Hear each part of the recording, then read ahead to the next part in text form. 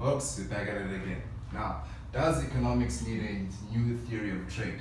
The short up answer of it all is yes, it does. Right? So we will then be focusing on the work that is asserted by Baldwin 2006 to answer this question, right?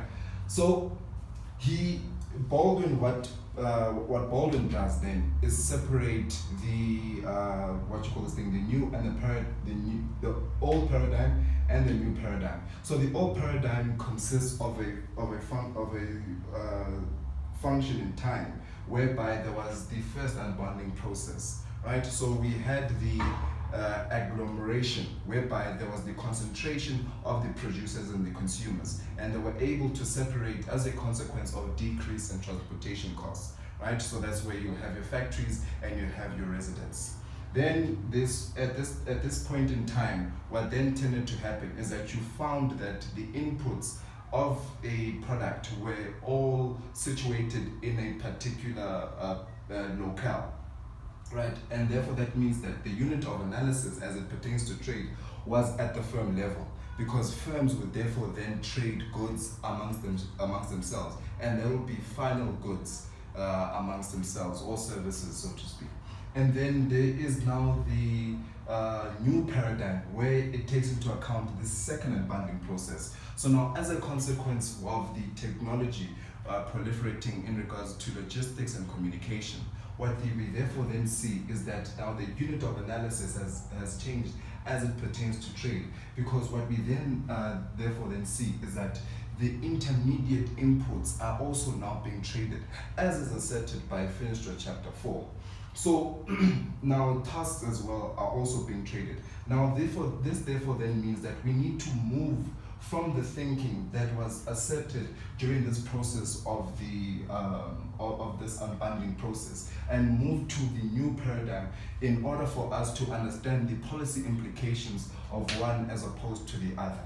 Right? So the short version of what the policy implications may mean is one thing to which we therefore need to make reference to the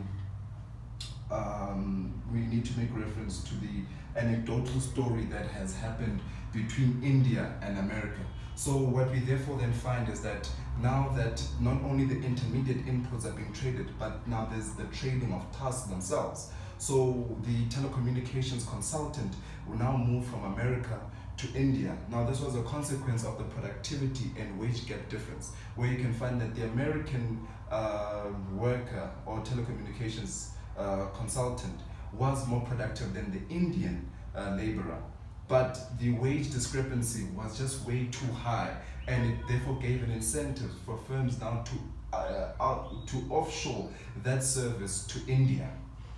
Now this is very critical, because the process of unbundling happens, or the second unbundling process happens at a greater and greater rate, whereby for every 10 years you find that the amount of tasks that are being outsourced in a particular country, such as the United States, is more than doubling over time.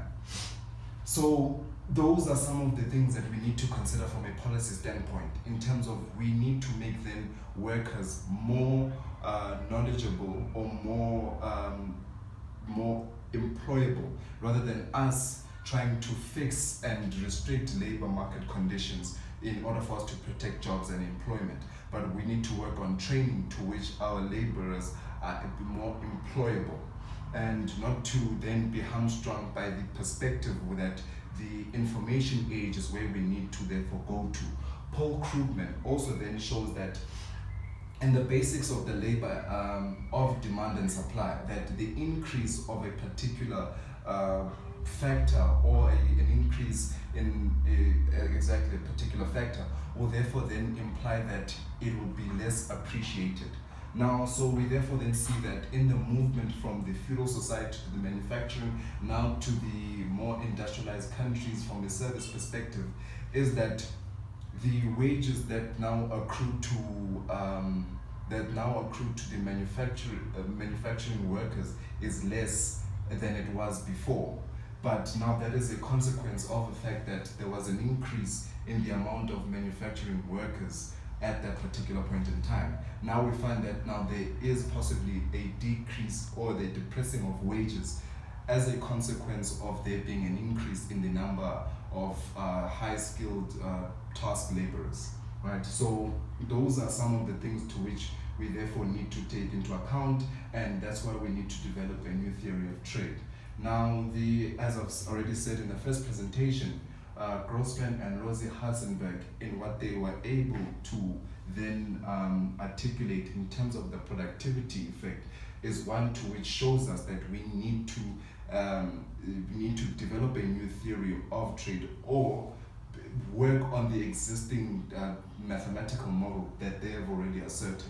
So, as I've said, the short answer of it is yes, that's what we need to do. We need to develop a new theory of trade. Thank you.